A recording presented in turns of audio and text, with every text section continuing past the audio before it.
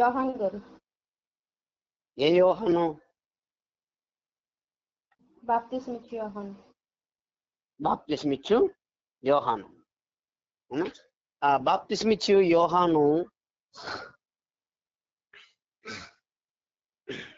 బాప్తిస్మ ఇచ్చు యోహాన్ని జీవితాన్ని మనము పరికించి చూసాం. ఆయన జీవితంలో జరిగిన సంఘటనలు అన్నినా. ఆ బాప్తిస్మ ఇచ్చు యోహానికి యేసు ప్రభు వారికి ఇంచుమించు 6 నెలల గ్యాప్ లో వీళ్ళిద్దరు పుట్టడం మనం స్టడీ చేసాం. లోకాసు అధ్యాయం అంతా బాప్తిస్మ ఇచ్చు యోహాను దగ్గరకు జకర్యా, ఆయన తండ్రి జకర్యా దగ్గరికి దూత రావడం, దూత మాట్లాడడం, నీకు పిల్లలు పుడతారనడం, ఆయనకి నోరు మూగబోవడం, ఇవన్నీ చూసాం. తర్వాత యేసు ప్రభు బాప్తిస్మ ఇచ్చు యోహాను యొక్క తండ్రి జకర్యా దగ్గరికి వచ్చిన దేవదూత, అదే దేవదూత, ఆ గాబ్రియేల్ దేవదూత ఎవరి దగ్గరికి వచ్చింది? యేసుక్రీస్తు వారి దగ్గరికి వచ్చింది. యేసుక్రీస్తు వారు ఎవరి గర్భంలో పుట్టబోతున్నారు అంటే మరియ గర్భంలో పుట్టబోతున్నారు కాబట్టి మరియ దగ్గరికి వచ్చింది. అవునా? మరియ దగ్గరికి వచ్చింది. 7 నెలల తర్వాత, 6 నెలల తర్వాత జకర్యా ఎలిజబెత్ దగ్గరికి వెళ్ళిన దూత 6 నెలల తర్వాత మరియ దగ్గరికి వచ్చింది. ఆ మరియ దగ్గరికి వచ్చి ఏమంటుందంటే, ఆ మరియ దగ్గర రాకముందే మరియ జీవితంలో ఒక సంఘటన జరిగింది. దూత మరియ జీవితంలో, మరియ దగ్గరికి రాకముందు మరియ జీవితంలో ఒక సంఘటన జరిగింది. ఏంటో సంఘటన?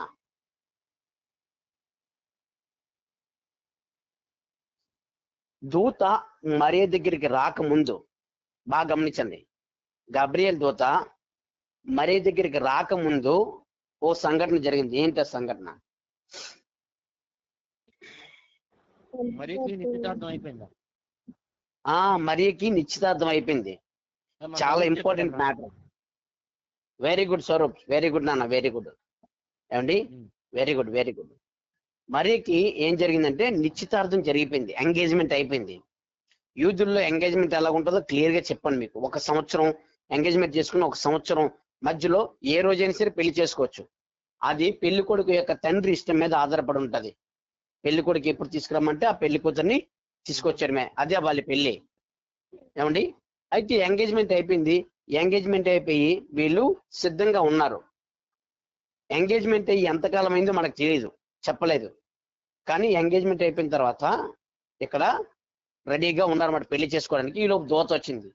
దూత రాగానే మరియా హడావుడిగా, దూత రాగానే ఏమన్నది?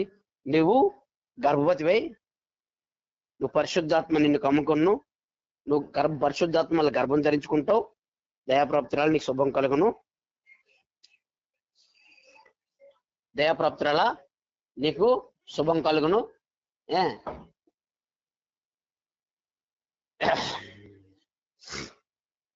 అయితే ఇక్కడ దూత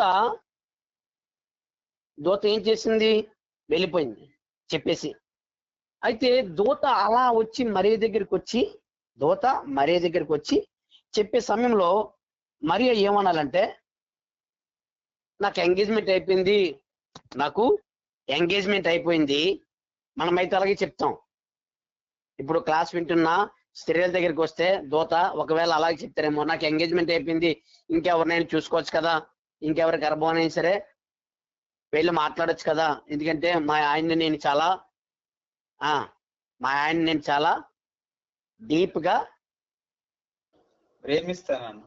ప్రేమిస్తున్నాం, మా ఇద్దరు చాలా డీప్ గా లవ్ చేసుకుంటున్నాం, ఇప్పుడు ఆయనకి అన్యాయం చేయలేను, ఇప్పుడు ఆయన కనుక నేను ప్రెగ్నెంట్ గా ఉన్నాను సంగతి తెలిసి ఆయన నన్ను పెళ్లి చేసుకోడు, ప్లీజ్ దయచేసి నన్ను వదిలేయండి, నాకు ఈ దేవుడికి ఏమైనా తర్వాత విషయం, అదేదో ముందు రావచ్చు కదా, ఎంగేజ్మెంట్కి ముందు రావచ్చు కదా అని దూతకి సజెషన్ ఇచ్చేస్తుంటాం. ఏమండి? అంతేనా? కానీ ఆలోచిస్తే మరి అలా చేయలేదు. దేవుడు హృదయాంతరాలు ఎరిగిన దేవుడు కదా, అందుకే మరియ దగ్గరికి వచ్చాడు. మరియ దగ్గరికి రావడానికి కారణం ఏంటి? మరియ దగ్గరికి రావడానికి కారణం ఆమె మనసు ప్లస్ ఇంకొక ప్రధానమైన కారణం ఉంది. ఆదికాండం 48 అధ్యాయం ఏంటమ్మా? ఆదికాండం 48 అధ్యాయం. ఆమె దగ్గరికి రావడానికి ప్రధానమైన కారణం ఒకటి ఉంది. ఆవిడ ఎవరు? ఆమె యూదా ఆది కాండం ఆమె యూదా గోత్రికురాలు. ఎందుకంటే యేసుప్రభు వారు యూదా గోత్రంలోనే జన్మిస్తా అన్నారు కాబట్టి ఆ యూదా గోత్రంలో వాళ్ళకే రావాలి, యూదా గోత్రం వాళ్ళ దగ్గర వాళ్ళకి రావాలి. అలా యూదా గోత్రంలో పుట్టింది కాబట్టి యూదా గోత్రం ఎవరి దగ్గరికైనా వెళ్ళొచ్చు, యూదా గోత్రం దగ్గరికి రావాలి. యూదా గోత్రంలో ఎవరి దగ్గరికైనా సరే వెళ్ళొచ్చు, యూదా గోత్రంలో ఎవరి దగ్గరికైనా సరే వెళ్ళొచ్చు. అవునా? కానీ మరియ దగ్గరికి రాడంటే చూడండి, మనమైతే ఎలా మాట్లాడతామో మరి అలా మాట్లాడలేదు.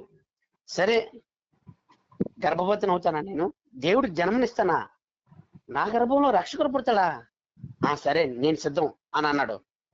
ఇదంతా ఎలా జరుగుతుంది అని అంటే అప్పటి వరకు కూడా కన్య గర్భంలో ఎవ్వరు జన్మించలేదు. కానీ బహుశా నాకు తెలిసి లేఖనాలు తెలిసి ఉన్నదే ఉంటది, ఎవరు? మరియా. ఎందుకంటే ఆయన గురించి చాలా ప్రవచనాలు రాయబడింది కదా, ఏమని? ఆయన కన్య గర్భంలోనే జన్మిస్తాడని రాయబడింది కదా.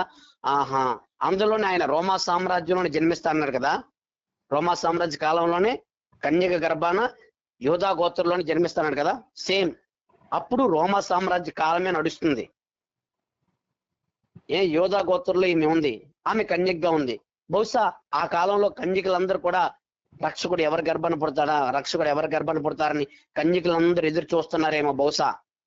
అందుకే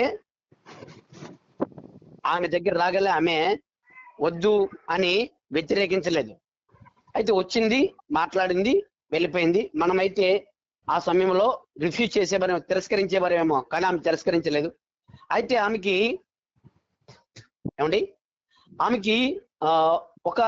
ఒక దూత ఒక సింబల్ చెప్పింది, అంటే ఒక గుర్తు చెప్పింది. నీకు డౌట్ ఉంటే నీలాగే మరొక సంఘటన కూడా జరుగుతుంది. నాలాగా అంటే నీకు దగ్గరగా నీ బంధువుల్లో ఒకరు ఇలాగే వాళ్ళు ముసలోళ్ళు అయిపోయారు, వాళ్ళు వృద్ధులు అయిపోయారు, అయినా వాళ్ళ గర్భంలో కూడా నేను పిల్లల్ని పుట్టిస్తున్నాను. వృద్ధులకి పిల్లలు పుడతారా? ఎవరో కాదు, నీ బంధువులే. ఎవరు వాళ్ళు తెలుసా? ఎవరమ్మా? జకరియా ఎలిజబెత్. నీ బంధువులే, వాళ్ళు యోదయాలో ఉన్నారు, వాళ్ళ దగ్గరికి వెళ్ళాలంటే అప్పుడు మరియా వాళ్ళ దగ్గరికి వెళ్ళింది. రెండు ఆలోచించండి. అక్కడ జకరియా ఎలిజబెత్ వృద్ధులకి పిల్లలు పుట్టడం అసంభవం, కానీ అక్కడ దేవుడు వాళ్ళకి గర్భం ధరింపజేశాడు. అప్పటికి మరియా వాళ్ళ దగ్గరికి వెళ్ళే సమయానికి జకరియా ఎలిజబెత్లు ఉన్నారు కదా. ఎలిజబెత్ ఎన్ని నెలలు కడుపుతుందండి? 4 నెలల 6 నెలలు గర్భవతిగా ఉంది ఎలిజబెత్. అందులోని కూడా ఆమె గర్భవతిగా ఉంది. ఆమె గర్భవతిగా ఉంది. అవునా?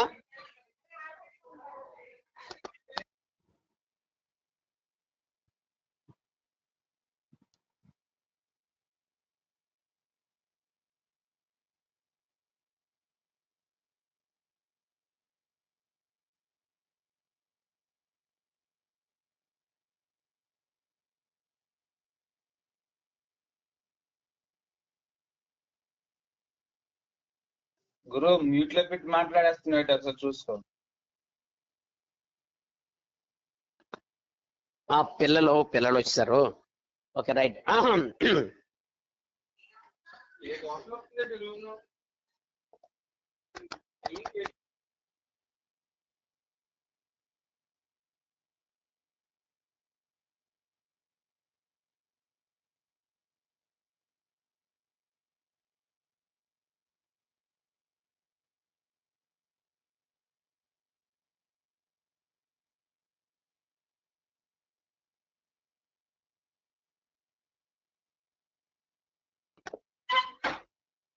అయితే దేవుని పిల్లారా, అయితే ఇక్కడ అలా మ్యాటర్ ఎక్కడి వరకు వచ్చామండి మనం?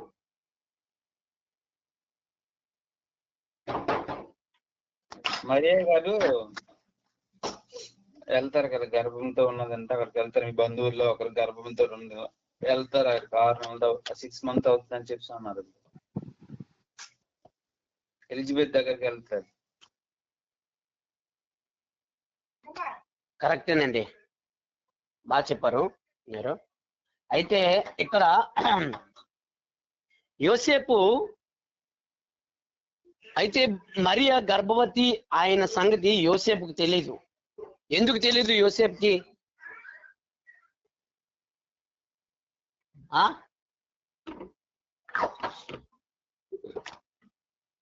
చెప్పండి. పెళ్లి కాలేదు కదా పక్కన, ఏదమ్మా?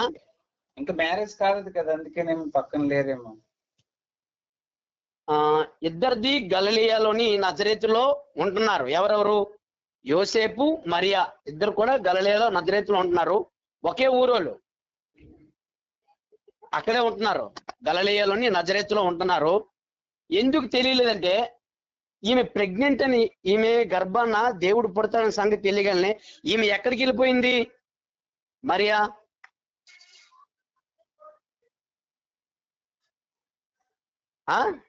జకరియా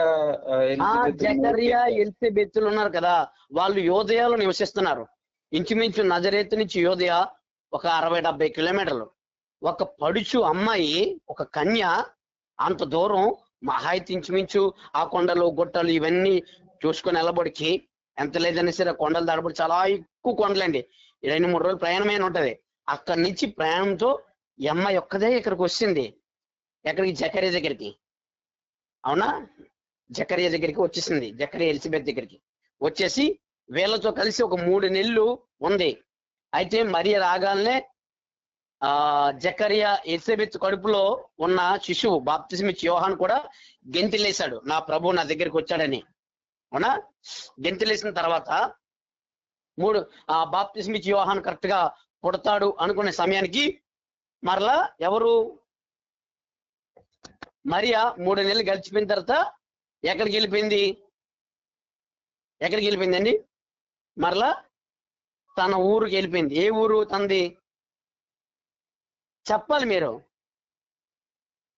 ఏ ఊరు తంది?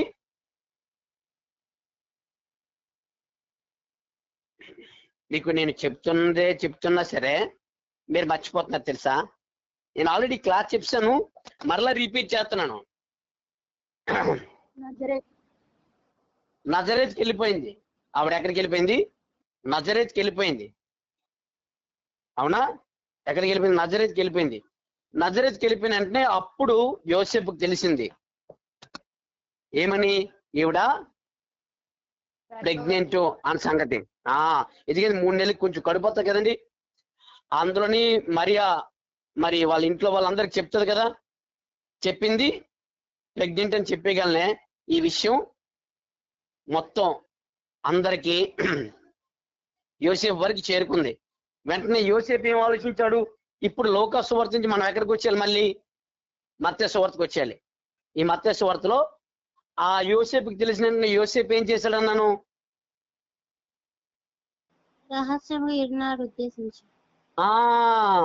మరియని ఎలాగైనా సరే అవమానించకుండా రహస్యంగా ఆమెని వదిలేయాలి అని అనుకున్నాడండి. అప్పుడు దేవుడు ఇవన్నీ చెప్పేశాను. దేవుడు మ్యాటర్లోకి ఎంటర్ అయ్యి యోసేపు తోటి చూడండి. అంటే నేను దీనికోసం ఏం చెప్పానంటే, యోసేపు ఎంత నీతిమంతుడు కాకపోతే ఎవరైనా సరే ఇలా తాను చేసుకోబోయేది అయ్యి ఇలా చేసిందని తెలిస్తే ఏం చేస్తారు? ఎవరైనా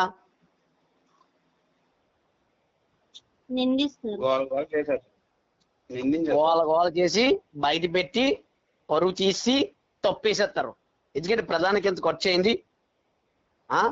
పిచ్చిదానా, నీకు ఇలాంటి పిచ్చి పనులన్నీ, నీకు ఇలాంటి చెత్త పనులన్నీ నీకు అలవాటు ఉంటే పెళ్లి చేసుకోకుండా అలాగే వెళ్ళిపోవచ్చు కదా. నీకు ఎవడే చెప్పాడు ఎలాగా అని చెప్పి పుళ్ళు తిట్టేసి ఇంకా ధర్మశాస్త్ర ప్రకారంగా ఏం చేయాలి? మరియని ఇలా వ్యభిచారి రాళ్ళుతో కొట్టి చంపేయాలి. అవునా? ఎందుకేనంటే ఎవరితో నేను చెప్పమ్మా. అయితే అప్పుడు యూదయలో అంటే అదే ఆ యూద వాళ్ళందరికీ తెలుసు నజరైన యేసు కన్యక మరి గర్భంలో పుడతారని. మరి వాళ్ళందరూ అవునవును. తెలుసున్నప్పుడు కూడా కన్యకి ఒక కుమారుడు పుడుతున్నాడు అన్నప్పుడు వాళ్ళకి అవగాహన రాలేదా? ఆహా. అవగాహన అదే అంటే నిందించారు అని మనకి అక్కడ చెప్పలేదు, కానీ వీళ్ళకి అవగాహన రాలేదు అని అంటే రాలేదనే చెప్పాలి. కానీ అవగాహన ఉంది, వీళ్ళకి అవగాహన ఉందని ఎలా చెప్పగలం అంటే ఏ రోజు రాజు దగ్గరికి జ్ఞానులు వచ్చి అడిగారు, ఏమని? రే ఏటి రక్షకుడు పుట్టినప్పుడు నక్షత్రం ఉదయిస్తుందా? రక్షకుడు ఎక్కడ పుడతాడని, రక్షకుడు బెత్లెహేములో పుడతాడని రాయబడి ఉందా? ఈ జ్ఞానులు వచ్చి నన్ను అడుగుతున్నారేంటి అని అంటే, అవును ఇదిగో మీకా గ్రంథంలో రాయబడి ఉంది కదా రాజా, బెత్లెహేములోనే రక్షకుడు పుడతాడని అని అన్నారంటే ఖచ్చితంగా ఆ కాలంలోనే కన్యక గర్భాన్ని జన్మిస్తున్న సంగతి కూడా వాళ్ళకి తెలియాలి. కానీ గ్రహించలేకపోయారు. అవునా? ఇంకా గ్రహించలేకపోయారు. చూడండి, జ్ఞానులు వెళ్ళి చూశారు కానీ రక్షకుణ్ణి, గొర్రెల కాపర్లు వెళ్ళి చూశారు కానీ రక్షకుణ్ణి, బాగా బైబిల్ తెలిసిన ప్రధాన యాజకులు కానీ యూదులు ఎవరైనా సరే వెళ్ళి చూశారా యేసుక్రీస్తుని? చూడలేదు. చూడండి ఎంత మందమతులై ఉన్నారో. అంటే బైబిల్ ఒకటి అర్థమైతే గొల్లలకి దూత దర్శనం ఇచ్చి చెప్తారు, ఇక్కడ యూదులకి ఎందుకు చెప్పలేదు అప్పుడు? అందుకే అంటున్నాను కదా, యూదులకి ఎందుకు చెప్పలేదు అంటే వాళ్ళకి తెలుసు, గొర్రెలు కాపర్లు చెప్తే అంగీకరించే మనసు ఉంది, నిష్కలంకమైన మనసు ఉంది గొర్రెల కాపరికి. అందుకే గొర్రెల కాపరికి వెళ్ళి చెప్తే ప్రశ్నించకుండా వెళ్ళి చూశారు. అలాగే రక్షకుడు దేవుడు పుడుతున్నాడన్న సంగతి జ్ఞానులు అంగీకరించారు కాబట్టి జ్ఞానులు రాగా. అదే శాస్త్రుల పరిచయలకి తెలిసినా సరే వాళ్ళే చెప్పారు కదా, ఏ రోజు రాజుకి ఏమని? బెత్లెహేములో పుడతాడని. బెత్లెహేములో పుడతాడని ఎవరు చెప్పారు? యెరూషలేములో ఏ రోజు రాజుకి జ్ఞానులు కాదు, జ్ఞానులు చెప్తే దాన్ని పుస్తకాల్లో గ్రంథాల్లో మీకా గ్రంథంలో చదివి వినిపించి ఏ రోజు రాజు చెప్పింది శాస్త్రుల పరిచయలే, కానీ వాళ్ళు వెళ్ళి చూడలేదు. చూడండి, అర్థమైందా? అంటే దేవుడు ఎవరికి బయలుపరచాలనుకుంటాడో వాళ్ళకే బయలుపరుస్తాడు. అవునా? అందుకే దేవుడు ఏమన్నాడు? జ్ఞానులకి తన జ్ఞానాన్ని మరుగుపరిచి పసిబాలుకి తన జ్ఞానాన్ని తెలియజేస్తాడు. పసిబాలు కంటే చిన్నపిల్లలు కాదు, చిన్నపిల్లల లాంటి మనస్తత్వం కలిగిన వారికి తెలియజేస్తాడని. అందుకే మహాజ్ఞానులకు సైతం బైబిల్ అర్థం కాలేదు. అవునా? అందుకే చూడండి, మన మహామేధావి, ఆ పార్టీ పేరు గుర్తురావట్లేదు, ఆయన పేరు ప్రకాష్ నారాయణ, లోక్ సత్తా పార్టీ అన్న. లోక్ సత్తా పార్టీ ప్రకాష్ నారాయణ అండి, లోక్ సత్తా పార్టీ అధ్యక్షుడు, ఐఏఎస్ ఆఫీసరు. బైబిల్లో ఏటమ్మా? జయప్రకాష్ నారాయణ, కరెక్ట్, జయప్రకాష్ నారాయణ లోక్ సత్తా పార్టీ నాయకుడు. బైబిల్ చదివాడు, మొదటి పేజ్ చదివి బైబిల్ కూడా పుక్కిటి పురాణం అనేసాడు. ఇది కూడా భగవద్గీత, ఖురాను, వేదాలు, ఉపనిషత్తులు లాంటిదే, ఇది కూడా సైన్స్ కి సెట్ అవ్వదు, ఇది కూడా వేస్ట్ అనేసాడు. కానీ దాన్ని ధ్యానిస్తే కదయ్యా నీకు అర్థమవుతుంది. ఆ దేవుని ఎవరికి పడితే ఆడికి అర్థమైపోద్దా? ధ్యానిస్తే, మనసు పెట్టి చదివితే అర్థమవుతుంది. అతను ఏం చదివంటే మొదటి పేజీలో దేవుడు 6 రోజులు సృష్టి చేశాడు, 4వ రోజు సూర్యుని చంద్రుని చేశాడు. 4వ రోజు సూర్యుని చంద్రుని చేస్తే ఫస్ట్ రోజు ఎలాగైంది? ఫస్ట్ రోజు అవ్వాలంటే భూమి ఉండాలి కదా, సూర్యుడు ఉండాలి కదా ఫస్ట్ రోజు. మరి ఫస్ట్ రోజు అవి లేకుండా ఫస్ట్ రోజు ఎలా గడిచింది? 4వ రోజు వీటిని ఎలా చేశాడు? ఇది కూడా సోది పుస్తకమే అని పక్కన పడేశాడు. మన దగ్గరికి వస్తే మనం చెప్తాం, అవునా? మన దగ్గరికి వస్తే అది చెప్తాం క్లారిటీగా, కానీ ఆయనకి ధ్యానించే మనసు లేదు. అవునా? అయితే ఇక్కడ మనం మ్యాటర్లోకి వస్తే ఇప్పుడు మరియా యోసేపు ఈమెని రహస్యంగా వదిలేయాలి అని అనుకున్నాడు. వదిలేయాలనుకుంటే అప్పుడు మ్యాటర్లోకి దేవుడు ఎంటర్ అయ్యి ఏం చేశాడు? యోసేపు కల్లో వచ్చి మాట్లాడాడు. యోసేపు, ఆమె పరిశుద్ధాత్మ వల్ల గర్భం ధరించింది, ఆమెని విడనాడొద్దు. నువ్వు ఆ కుమారుడు రక్షకుడు భూమి మీద పుట్టేంత వరకు కూడా ఎట్టి పరిస్థితుల్లో కూడా ఆమెని విడిచిపెట్టొద్దు అని ఆమెతోటి చెప్పాడు. అదే అతనితో చెప్పాడు. యోసేపుతో చెప్తే యోసేపు ఏం చేశాడు? ఓకే, అప్పుడు యోసేపు మరియ దగ్గరికి వెళ్ళిపోయాడు. తన భార్యని తనటి తీసుకొస్తాడు. ఇప్పుడు ఇద్దరు కలిసి ఎక్కడ ఉన్నారు? యోసేపు మరియ ఏ ప్లేస్ లో ఉన్నారు? నజరేతు. గలిలియాలోని నజరేతులు ఉన్నారు. ఎక్కడున్నారు? గలిలయ నుంచి నజరేతులు అంటున్నారు. గలిలియా ప్రాంతంలోని నజరేత్ అనే గ్రామంలో ఉన్నారు. ఇప్పుడు ఆమెకి ప్రసవ దినాలు నిండిపోతున్నాయి. ఆమెకి 9 నెలలు దగ్గరికి వస్తాయి. ఇంకో 2-3 రోజుల్లో ప్రభు పుట్టేస్తాడు. ఈ లోపు పుడితే ఎక్కడ పుడతాడు ప్రభు? గలిలయలో పుట్టాలి, నజరేతులో. గలిలియాలోని నజరేతులో పుట్టేస్తాడు. కానీ రక్షకుడు ఎక్కడ పుట్టాలి? బెత్లెహేంలో పుట్టాలి, పశువుల పాలు. బెత్లెహేంలో పుట్టాలంటే అప్పుడు మ్యాటర్లోకి దేవుడు ఎంటర్ అవుతాడు. అప్పుడు దేవుడు ప్రతి దీంట్లో కూడా దేవుడు మ్యాటర్లోకి ఎంటర్ అవుతుంటాడు. మ్యాటర్ సంక్లిష్టం అయిపోతున్నాడు. మీ జీవితాల్లో నా జీవితాల్లో కూడా మ్యాటర్ సంక్లిష్టం, సమస్య జటిలం అయిపోతున్నప్పుడు మ్యాటర్లోకి ఎంటర్ అవుతాడు దేవుడు. మీరు గమనించాలి. చూడండి, ప్రవచనం నెరవేరాలి. మీకా గ్రంథం 5వ అధ్యాయం 2వ వచనంలో ఏమని రాసి ఉంది? బెత్లెహేమా ఎఫ్రతా, యోధా ప్రధానంలో నువ్వెంత మాత్రము అల్పమైనదానో కాదు, ఇశ్రాయేలు నేలబోవాడు నీలో నుండే పుడతాడు అని అన్నాడు. అవునా? కాబట్టి ఈయన బెత్లెహేంలో పుట్టాలి. ఈయన చూస్తే నజరేతులో ఉన్నారు. కానీ ఇప్పుడు ఒకవేళ వీళ్ళు అక్కడికి వెళ్ళాలంటే, ఎవరు? ఈ యోసేపు మరియ అక్కడికి వెళ్ళాలంటే వెళ్ళగలరా? ఏదైనా సంఘటన తెలిస్తే ప్రవచనం కోసం వెళ్ళిపోతారు. వీళ్ళు వెళ్ళలేరు. పోనీ ఎవరైనా చనిపోయారంటే వెళ్ళగలరా? చనిపోయారంటే వాళ్ళ దగ్గరికి వెళ్ళబోడికే 2-3 రోజులు పడుతుంది. గలిలయ నజరేతు నుంచి ఎక్కడికి? యోదయాలోని బెత్లెహేంకి రావాలంటే 2-3 రోజులు. కాబట్టి వెళ్ళరు. ఏ సిచ్యువేషన్ అయినా వెళ్ళరు. ఎందుకు వెళ్ళరు? అప్పటికే 9 నెలల దగ్గర అయిపోయింది. ఆమె గర్భవతి, 9 నెలల గర్భవతి. కాబట్టి ప్రవచనం నెరవేర్పు కోసం దేవుడు మ్యాటర్లోకి ఎంటర్ ఏం చేశాడు? కైసర్ బుర్రని గెలికిశాడు దేవుడు. ఎవరిని? కైసరుతో మాట్లాడాడు. అప్పుడు కైసరుతో మాట్లాడితే కైసరు ఏమని అంటున్నాడు చూడండి. లోకాసువార్త 2వ అధ్యాయం 1వ వచనం.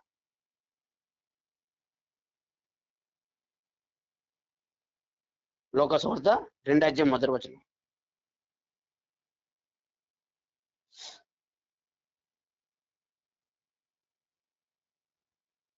లోకాసువార్త 2వ అధ్యాయం 1వ వచనం.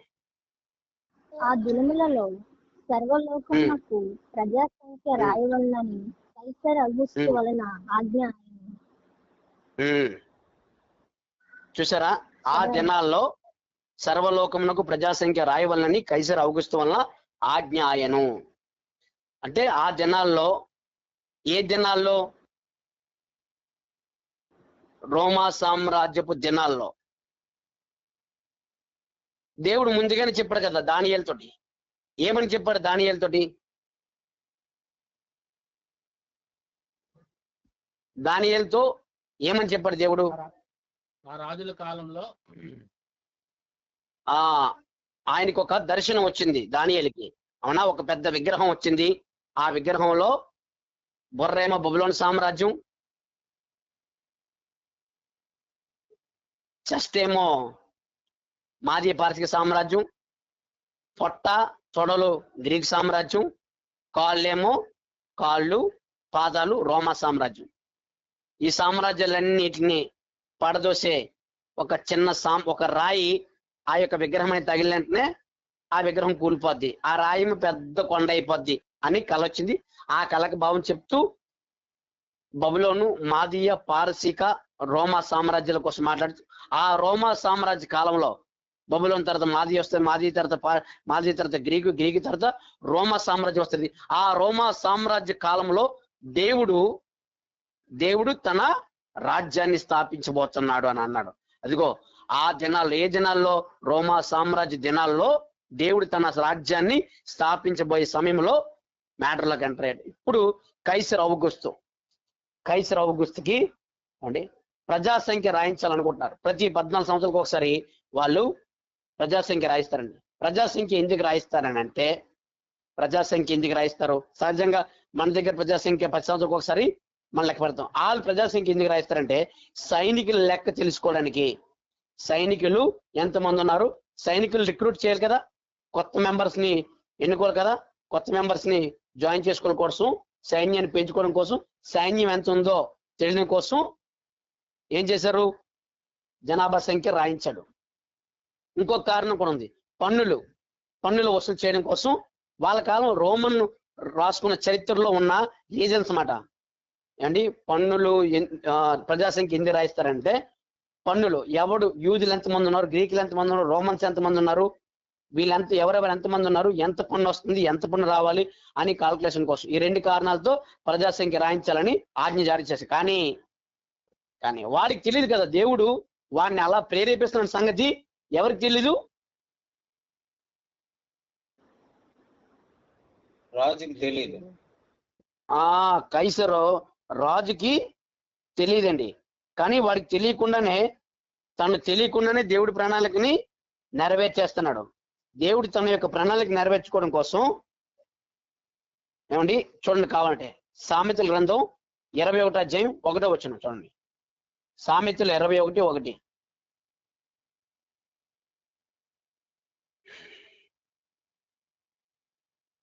యెహోవా చేతిలో రాజు హృదయము నీటి కాలువల వలనున్నది, ఆయన తన చిత్తావృత్తి చొప్పున దాన్ని త్రిప్పును. దేవుడు అనుకుంటే మ్యాటర్ ని ఆడు రాజో గీజో ఎవడైనా అనవసరం. దేవుడు అనుకుంటే మ్యాటర్ తిప్పేస్తాడు. తను ఏదైతే ముందు ప్లాన్ లో ఉంచుకున్నాడో ఆ ప్లాన్ నెరవేర్చడం కోసం మ్యాటర్ ని తిప్పేయగలడు. అవునా? దేవుడు ఇంతకు ముందు బబులోను రాజుతో మాట్లాడాడు. అవునా? ఆయన సంకల్పంలో 70 సంవత్సరాలు యూదులందరూ చెర అనుభవించాలి. అందుకే బబులోను రాజుల్ని వాళ్ళ మీద పంపించాడు. 70 సంవత్సరాల తర్వాత వీళ్ళని మాదీయ పారసీక సామ్రాజ్యం నుంచి యెరూషలేముకి పంపించాలి. అప్పుడు దేవుడు ఏ రాజుతో మాట్లాడాడు?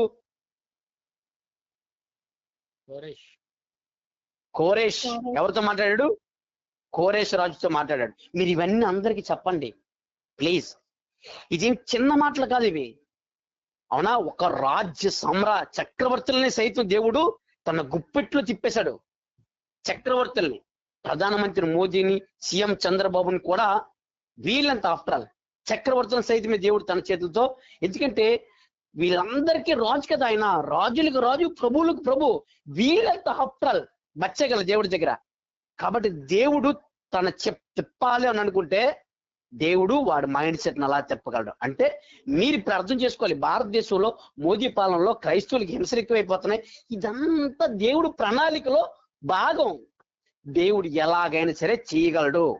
దేవుడికి అసాధ్యమైంది ఏదీ లేదు. మోదీని నిలబెట్టింది దేవుడే. అధికారం ఇచ్చింది ఎవరు? దేవుడే అధికారం ఇచ్చాడు. అవునా? ఈ భూమి మీద ఉన్న ఏ అధికారమైనా దేవుని వల్లే వచ్చింది. కాబట్టి కైసర్ని తన వైపు తిప్పేసుకున్నాడు దేవుడు. మ్యాటర్లోకి ఎంటర్ అయ్యాడు. ఈ కారణంతో ఖచ్చితంగా వీళ్ళు గలిలయలో నజరేతు నుండి వాళ్ళ సొంతూరేంటి, యోధా గోత్రికులు కదా, వీళ్ళు యూదులు కదా, యూదులు కాబట్టి యోధయాకి వెళ్ళిపోవాలి. వీళ్ళ సొంతూరు బెత్లెహేము, వీళ్ళిద్దరిదేనా. కాబట్టి వాళ్ళకు ఆస్తులు ఉన్నాయి. ఎక్కడ ఆ యోధయాలో ఆస్తులు ఉన్నాయి. కాబట్టి ఆ ఆస్తుల లెక్కలు తేల్చడానికి వీళ్ళిద్దరు ఖచ్చితంగా వెళ్ళవలసి ఉంది. కాబట్టి జాగ్రత్తగా ప్లాన్ చేసి వీళ్ళకి తెలియకుండానే వీళ్ళు ఏం నెరవేరుస్తున్నారు తెలుసా? ప్రవచనాన్ని నెరవేరుస్తున్నారు. ఎవరికి తెలియకుండా? బహుశా యోసేపు మరీకి తెలియదేమో, కైసరికి తెలియదు, కొరేనియాకి తెలియదు. ఈ యొక్క ప్రజాసంఖ్య కోసం, ఈ ప్రవచనం నెరవేర్పు కోసం ఇదంతా చూడండి. ఒక ఫ్యామిలీ కోసం ఎంటైర్ ఆ సామ్రాజ్యాన్ని మొత్తం దేవుడు కల్పిస్తాడు. నీ ఒక్కడి కోసం దేవుడు ఏదైనా చేసేస్తాడు తెలుసా. నేను అనుభవించాను అలాగా, నేను అలాగే ఫీల్ అయ్యానండి. నాకు జాబ్ రావాలంటే నాతో పాటు 1121 మందికి జాబ్ వచ్చింది. అంటే దేవుడి మ్యాటర్ ఎలాగుంటా చెప్తాను చూడండి. నా ఒక్కడికి జాబ్ ఇవ్వడం కోసం 1121 మంది జాబ్లోకి రావాల్సి వచ్చింది. అర్థమైంది మ్యాటరు. నీ ఒక్కడు అంటే నా కోసం ఏంటి స్పెషల్, అందరి కోసం చేస్తున్నాడు అందుకే నేను అనిపిస్తున్నాను అనుకుంటున్నావు. తప్పది. నీ ఒక్కడి కోసం చేస్తాడు చేస్తే దేవుడి మ్యాటర్ చెప్తాను చూడు, ఎలాగో చెప్తాను చూడండి, జాగ్రత్తగా వినండి. భూమి మీద మనుషులు ఏ గ్రహం మీద ఉన్నారు? మనుషులు ఏ గ్రహం మీద ఉన్నారు? కేవలం చిన్న ఇసుక రేణువు భూమి. దీన్ని నడిపించడం కోసం ఎన్ని నక్షత్రాలు, ఎన్ని ఉపనక్షత్రాలు, ఎన్ని ఉపగ్రహాలు, ఎంత సిస్టమ్ నడుస్తుంది తెలుసా. కేవలం ఈ ఒక్క భూమిని కేంద్రకంగా చేసుకొని ఎంత విశ్వాన్ని నడిపిస్తున్నాడు. దేనికోసం? ఎంత విశ్వం దేనికోసం నడుస్తుంది? భూమి కోసం, భూమి మీద నివసించి మన కోసం. కేవలం నీ కోసం నా కోసం ఎంత విశ్వాన్ని తిప్పుతున్నాడు. అవసరమా? అంటే నీ కోసం ఏదైనా చేస్తాడు దేవుడు తెలుసా. అది ఆయన ప్రేమ, నువ్వు గ్రహించాలి. నీ కోసం ఏదైనా చేస్తాడు. చూడండి ఎంత విశ్వం కేవలం భూమి కోసం తిరుగుతుందా. భూమి కోసం ఎంత విశ్వాన్ని తిప్పుతున్నాడు. నేను అందులోకి వెళ్ళానంటే మళ్ళీ ఆస్ట్రాలజీలోకి వెళ్ళాలి, మనం ఆస్ట్రానమీలోకి వెళ్ళిపోవాలి. మీకు ఇంకా బాగా చెప్తాను క్లియర్గా అర్థం అవడం కోసం. మనకి గడియారంలో ఎన్ని ముళ్ళు ఉంటాయండి? 3 ముళ్ళే నీకు ముందు కనబడతాయి. కానీ ఆ 3 ముళ్ళు తిప్పడానికి వెనకాతల ఎన్ని రౌండ్ రింగులు ఉంటాయి తెలుసా? ఎన్ని ఉంటాయి తెలుసా? ఆ వెనకాతల సిస్టమ్ వెనకాతల నడితే చూడండి కావాలంటే ఎన్ని రౌండ్ గా ఉంటాయి. అట్లా ఏంటంతా తెలియదు నాకు, కానీ అవన్నీ నడిస్తే గాని ఈ 3 ముళ్ళు తిరగవు తెలుసా. ఒక్క ఫ్యామిలీ కోసం దేవుడు ఎంటైర్ సామ్రాజ్యాన్ని కదిపిస్తాడు. ఆయన ప్రవచనం నెరవేర్పు కోసం ఏదైనా చేస్తాడు. నిన్ను ఆయన వశం చేసుకోవడం కోసం ఏదైనా చేస్తాడు. ఎంతగా ప్రేమించాడు కాబట్టి నిన్ను తెలుసా. ఇదంతా ఎందుకు చేస్తాడు తెలుసా? కేవలం నిన్ను ప్రేమించడం కోసమే. నిన్ను ప్రేమించాడు కాబట్టి యేసుక్రీస్తుని భూమి మీదకి రప్పించి మహా విశ్వ సామ్రాజ్యానికి అధిపతి యేసుక్రీస్తు సకల భోగాలు అనిపిస్తున్నాడు. రాజులకు రాజు, ప్రభువులకు ప్రభు, దూతలందరికీ అవునా విశ్వ సామ్రాట్ అతను. అంత గొప్ప స్థానంలో ఉన్న ఆయన భూమి మీదకి రావడానికి కేవలం నిన్ను ప్రేమించాను అనే ఒకే ఒక కారణం చేత ఆయన రాజుల ఫ్యామిలీలో పుడుతున్నాడా? ఇప్పుడు నెక్స్ట్ ఆయన ఏమైనా రాజుల ఫ్యామిలీలో పుట్టబోతున్నాడా? కాదు. పశువుల పాకలో పుట్టబోతున్నాడు. అవునా? పశువుల పాకలో ఆయన పొరుండబోతున్నాడు.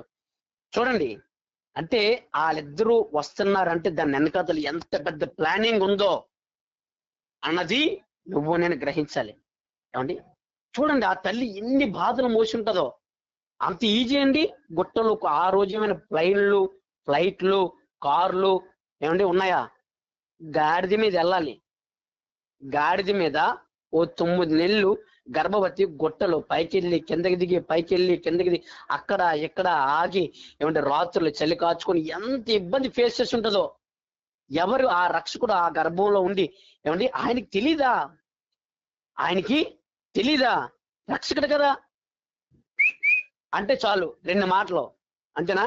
ఇలా తీసుకెళ్ళాలి దించేత దూత అంతేనా? ఏలియని దూత ఏం చేసేది? ఈ కొండ మీద నుంచి ఇంకో కొండ మీద తీసుకెళ్ళి ఎత్తేసేది దూత. వీళ్ళని అలాగా గలిలయలోంచి నజరేతు నుంచి బెత్లెహేంలో ఇలా తీసుకెళ్ళి పెట్టగలదు. కానీ అన్ని అనుభవించాలి రక్షకుడు. అర్థమైందండి? అంటే నేను ఈ మాటలు ఎందుకు చెప్తానంటే మీరు ఆయన యొక్క సంకల్పాన్ని గ్రహిస్తారని, నీ కోసం ప్రత్యేకంగా దేవుడు నిన్ను ప్రేమిస్తున్నాడు అన్న సంగతిని. అన్ని కష్టపడి ఏమంటే ఎక్కడికి వచ్చారు ఇప్పుడు? నడుచుకొని 70-80 కిలోమీటర్లు నడుచుకొని ఒక గాడిద మీద వచ్చేసారు. ఎక్కడికి వచ్చారు ఇప్పుడు? వీళ్ళు బెత్లెహేంకి వచ్చేసారు. ఇది జరుగుతుంది. అటు జ్ఞానులు నక్షత్రాన్ని చూస్తున్నారు. ఓకేనా? రేపు జ్ఞానుల నక్షత్రం. వీళ్ళు యోదయాకి చేరుకున్న తర్వాత, బెత్లెహేం చేరుకున్న తర్వాత వాళ్ళ సొంతింటిలో వాళ్ళు సొంతిల్లు లేదు. సొంతిల్లు ఉండేది కానీ అదొక సత్రంగా మారిపోయింది. అదొక సత్రంగా మారింది. ఇంతకీ వాళ్ళ సొంతిల్లు ఏమైంది? ఇప్పుడు అక్కడి నుంచి వీళ్ళు ఇక్కడికి వస్తారంటే వీళ్ళకి అక్కడ భూమిలో ఇల్లో పొల్లో ఏదో ఉంటుందా ఉండదా? ఉంటుందా ఉండదా? ఉంటది. ఉంటది కాబట్టి వస్తున్నారు. అవునా? వాళ్ళకి భూములు ఆస్తులు అన్ని ఉన్నాయి, అందుకే అక్కడి నుంచి ఇక్కడికి వస్తున్నారు. మరి వాళ్ళ ఇల్లు ఏటైపోయింది? రేపు చెప్తాను. వాళ్ళ ఇల్లు ఏటైంది, వాళ్ళ పొల్లేటైంది, ఎందుకు ప్రభు పశువుల సాలలో పరుండి పెట్టవలసి వచ్చింది అన్నది మనం రేపు తెలుసుకుందాం. ఓకేనా? Okay, right. ప్రార్థన చేసుకుందాం. పరిశుద్ధమైన మా తండ్రి, ప్రేమ కలిగిన మా ప్రభా, కృప కలిగిన మా రాజా, మీకు స్తోత్రంలో తండ్రి. నిజంగా నువ్వు మమ్మల్ని చాలా ప్రేమించే ప్రభా, చాలా ప్రేమించావు కాబట్టి ప్రభా, నీ ఏకైక జనతికి కుమారుని ప్రభా మా కోసం ఈ భూమి మీదకి రప్పించావు. ఎన్నో సౌభాగ్యాలు, ఎంతో గొప్ప అధికారం, ఎంతో గొప్ప మహిమని వదిలి ఈ భూమి మీదకి రావడానికి ఎవ్వరు ఒప్పుకోరు ప్రభా. మేము కూడా మాకున్న స్థితిని వదిలి అడుక్కోమంటే అడుక్కోవడానికి వెళ్ళాం, కానీ అలాంటి గొప్ప స్థితిని వదిలి కేవలం మేము చేసిన పాపాల కోసం ప్రభా మమ్మల్ని ప్రేమించి నీ కుమారుని ఈ భూమి మీద పంపించు. ఆ కుమారుడు కూడా ప్రభా నీలాంటి వాడే ప్రభా తండ్రి. పాపులమైన మా కోసం ప్రభా తన ప్రాణాన్ని, తన జీవితాన్ని ఎంత కింద స్థాయికి వచ్చాడు ప్రభా తండ్రి. ఒక మాట అంటే పడలేని స్థితిలో ఉన్న ప్రపంచంలో బతుకుతున్నాం, మమ్మల్ని ఒక మాట అంతా సహించుకోలేకపోతున్నాం. అలాంటిది ఎన్ని దారుణమైన పరిస్థితులు ఎన్నుకున్నాడు, ఎన్ని ఇబ్బందికర పరిస్థితులు ఎన్నుకున్నాడు ప్రభా తండ్రి. దేవా, నువ్వు చేయాలనుకుంటే సుఖవంతం చేయగలవు, కానీ ఆ ప్రయాణం కావాలని నువ్వు ఇబ్బందికరంగా నడిపించావు. దాన్ని వెనకాతల నీకు ప్రణాళిక ఉంది ప్రభా తండ్రి. ఎక్కడైనా నీ ప్రేమను అర్థం చేసుకొని నీ లేఖనాల ప్రకారంగా జీవించగలిగే భాగ్యాన్ని పరిశుద్ధాత్మ దుఃఖ పెట్టకుండా తండ్రి నీ ఇష్టానుసారంగా జీవించుటకు సహాయం దయచేయమని వేడుకుంటూ ఇచ్చిన ప్రార్థన నజరేయుడైన యేసు నామములో అడిగి వేడుకుంటున్నాం మా కన్న తండ్రి, ఆమేన్. ప్రియులారా, ఒక చిన్న సూచన, దయచేసి ఆమేన్, దయచేసి ఇంకెవరైనా, మనం కొత్త నిబంధన స్టార్ట్ చేసామన్న సంగతి చాలా మందికి తెలియదు. ఎవరైనా ఉంటే కొత్త నిబంధన స్టార్ట్ చేసాం, అలాగే పత్రికలు కూడా స్టార్ట్ చేసామన్న సంగతి వాళ్ళకి చెప్పండి. మీకు తెలిసిన వారికి వాళ్ళు వింటే వాళ్ళకు కూడా ఏమండి, వాళ్ళు కూడా గ్రహిస్తారు కదా. ఏమండి, ఉంటానండి. ఓకే. వందనాలు అన్న.